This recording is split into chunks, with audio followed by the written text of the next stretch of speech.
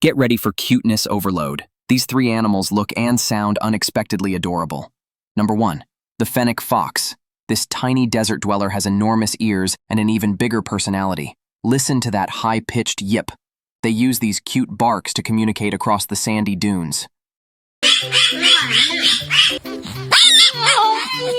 Number 2.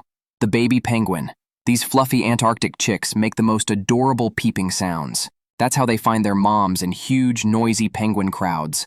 It's like nature's sweetest GPS. Number 3. The sloth. Slow-motion cutie. Their shy, mwah call sounds like a shy kid blowing kisses.